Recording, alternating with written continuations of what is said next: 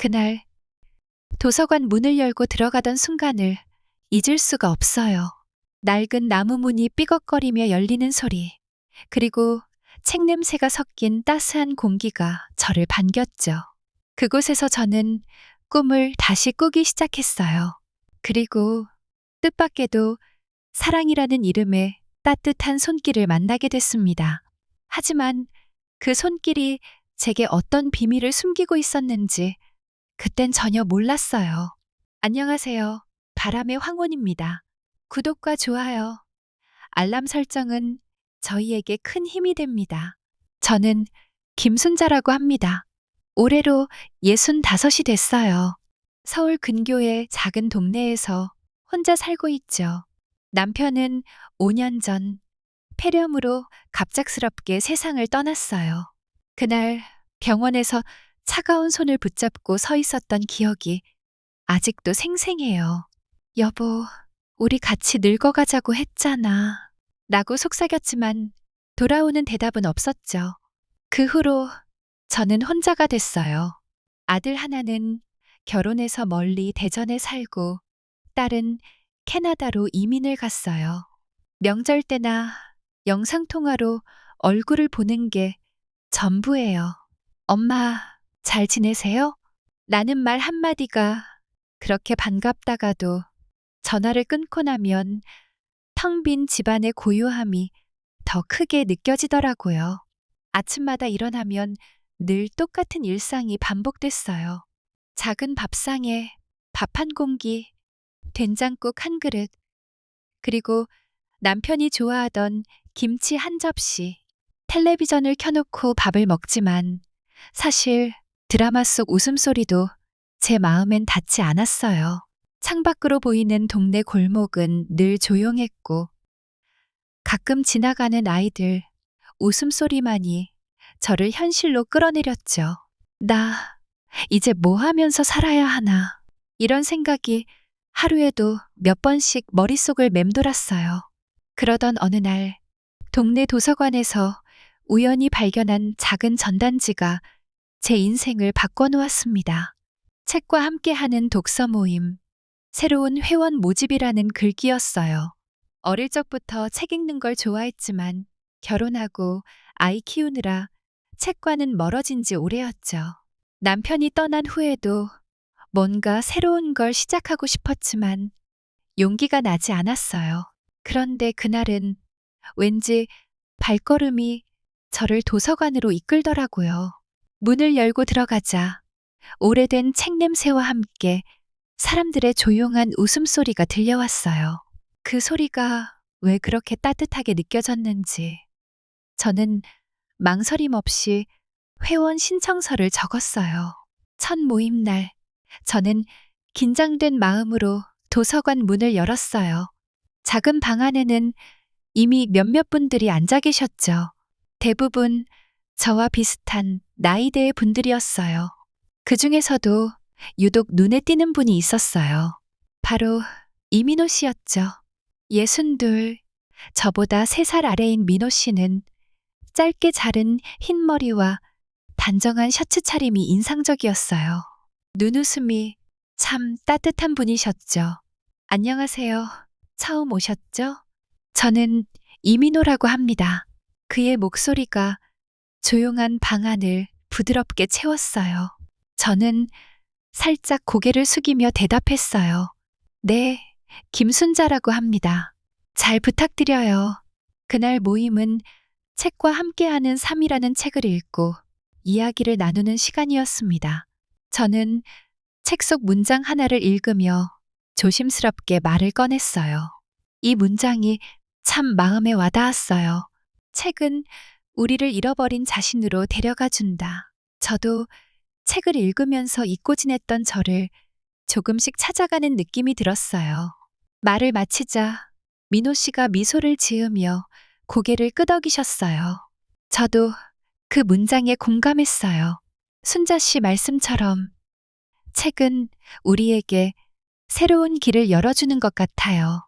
그의 눈빛이 참 따뜻했어요. 오랜만에 누군가 제 말에 진심으로 귀 기울여주는 느낌이 들었죠. 모임이 끝난 후 민호 씨가 먼저 말을 걸어오셨어요. 순자 씨, 혹시 커피 한 잔 하실래요? 도서관 앞에 조용한 카페가 있거든요. 순간 망설였지만 그의 부드러운 미소에 마음이 움직였어요. 네, 좋아요. 카페 창가에 앉아 따뜻한 아메리카노를 마시며 이야기를 나눴어요. 민호 씨도 저처럼 배우자를 잃은 아픔이 있더라고요. 제 아내는 7년 전에 교통사고로 떠났어요. 그때는 세상이 무너지는 줄 알았죠. 그의 목소리에 묻어나는 그리움이 제 마음을 울렸어요. 저도 조심스럽게 제 이야기를 꺼냈어요.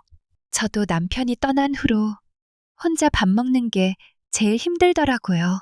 텔레비전을 켜놓고 먹어도 결국은 고요함만 남아요. 민호 씨는 말없이 고개를 끄덕이셨어요. 그 침묵 속에서 서로의 아픔이 스며드는 것 같았어요. 그날 이후 민호 씨와 저는 자주 도서관에서 마주쳤어요. 독서 모임이 없는 날에도 책을 빌리러 가는 척하며 서로를 찾곤 했죠. 어느 날 민호 씨가 조심스럽게 물으셨어요. 순자 씨, 혹시 도서관에서 독서 모임 강사를 해보실 생각 없으신가요? 순자 씨가 책을 읽고 이야기하는 모습이 참 좋았어요. 그 말에 가슴이 뛰었어요. 사실 어릴 적부터 꿈꿔왔던 일이었지만 결혼하고 나서는 잊고 지냈던 꿈이었죠. 제가 할 수 있을까요? 민호 씨는 단호하게 대답했어요. 할 수 있어요. 순자 씨라면 분명 멋진 강사가 될 거예요. 그의 믿음이 저에게 용기를 줬어요. 그렇게 저는 독서 모임 강사를 준비하기 시작했어요. 민호 씨는 옆에서 늘 힘이 되어 주셨어요. 책을 읽고 강의안을 만들 때마다 이 문장이 참 좋네요. 라며 응원해 주셨죠.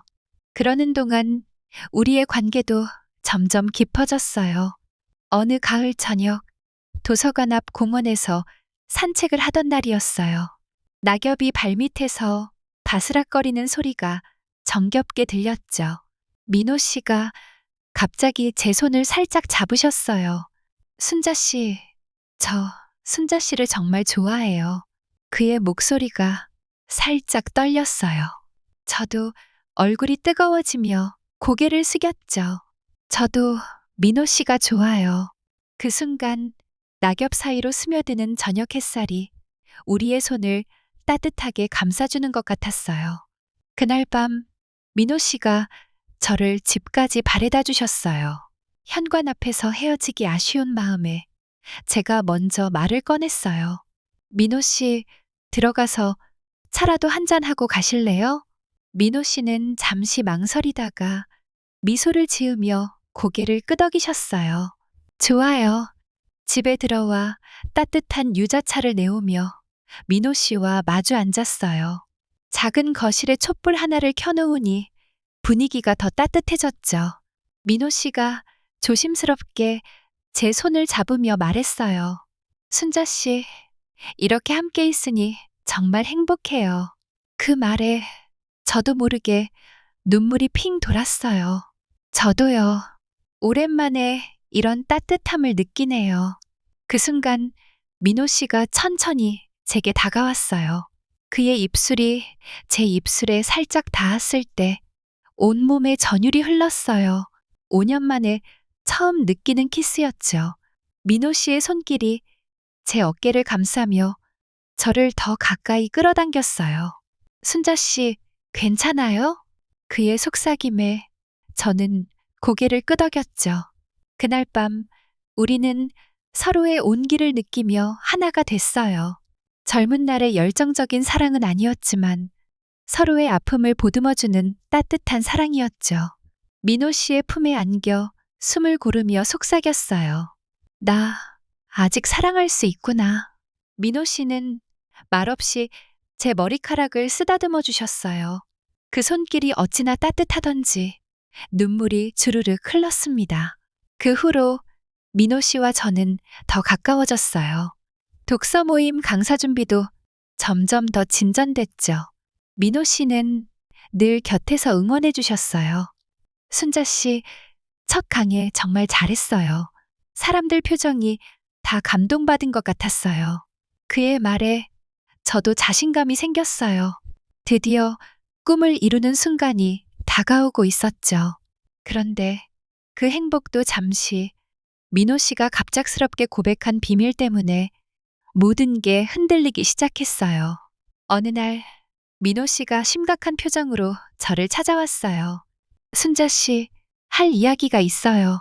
그의 목소리가 떨리고 있었죠. 저는 불안한 마음으로 물었어요. 무슨 일이에요? 민호 씨는 한참 망설이다가 입을 열었어요. 사실 전 부인의 빚 때문에 힘들어요.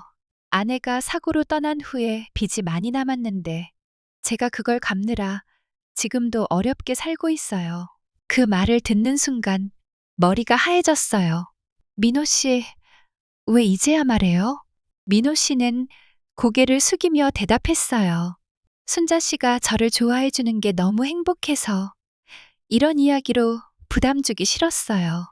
저는 한동안 말을 잊었어요.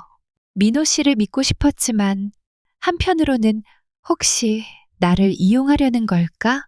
라는 의심이 들었죠. 동네 사람들 사이에서 들려오던 소문도 떠올랐어요.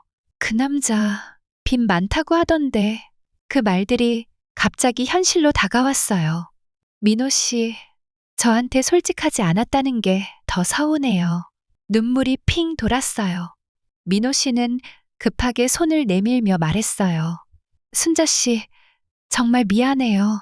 절대 그런 마음 아니에요. 제가 순자 씨를 얼마나 아끼는지. 하지만 저는 그 자리에서 일어나 집으로 돌아왔어요. 문을 잠갔다고 해도 마음의 문까지 잠글 수는 없었죠. 그날 밤 저는 잠을 이루지 못했어요. 베개가 눈물로 젖어갈 때까지 민호 씨를 떠올렸죠. 정말 날 사랑하는 걸까? 아니면 내 재산을 노린 걸까? 남편이 떠난 후 어렵게 모은 돈으로 작은 건물 하나를 마련했었어요. 그게 혹시 민호 씨에게 부담으로 작용한 걸까? 온갖 생각이 머릿속을 맴돌았어요. 하지만 민호 씨의 따뜻한 눈빛, 저를 위해 준비했던 첫 강의 날의 응원, 낙엽 속에서 손을 잡던 순간들이 자꾸 떠올랐어요. 그 모든 게 거짓일 리 없다고 마음 한구석이 계속 말하고 있었죠. 다음 날 아침 거울을 보며 스스로에게 물었어요. 순자야, 넌 정말 민호 씨를 사랑하니?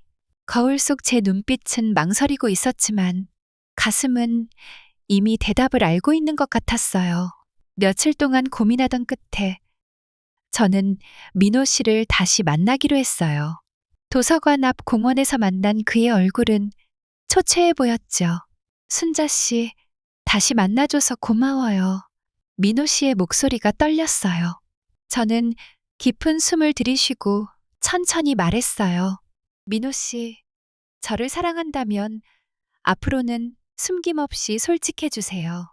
우리 나이에 비밀이란 더 큰 상처가 되잖아요. 민호 씨는 고개를 끄덕이며 제 손을 꼭 잡았어요. 약속할게요. 그리고 조심스럽게 덧붙였어요.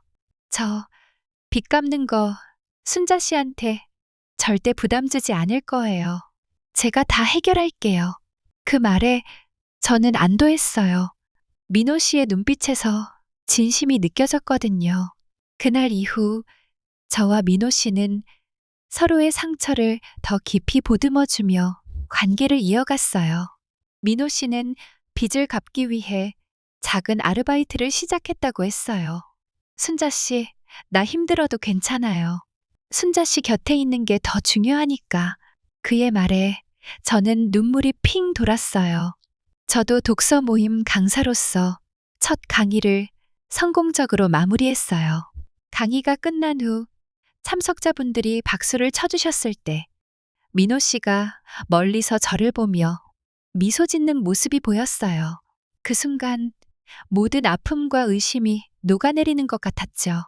순자 씨, 정말 멋졌어요. 그의 말에 저도 미소를 지었어요. 민호 씨 덕분이에요. 민호 씨와 함께한 시간은 제게 두 번째 봄을 선물해 줬죠. 우리는 종종 도서관 앞 공원을 걸으며 서로의 하루를 나눴어요. 어느 날은 민호 씨가 작은 꽃다발을 들고 와서 저를 깜짝 놀라게 했어요. 순자 씨, 우리 만난 지 100일 됐어요. 그 말에 저는 웃음이 터졌죠. 민호 씨, 우리 나이에 100일이 뭐예요? 민호 씨도 따라 웃으며 말했어요. 우리 나이니까 더 소중한 거예요. 하루하루가 선물 같잖아요. 그 말에 가슴이 따뜻해졌어요. 정말 그랬죠. 우리 나이엔 매 순간이 더 소중하게 느껴졌어요. 겨울이 오던 날, 우리는 함께 동네 시장에 갔어요. 민호 씨가 순자 씨, 따뜻한 국밥 한 그릇 먹고 싶어요. 라고 하기에 시장 골목에 오래된 국밥집으로 들어갔죠.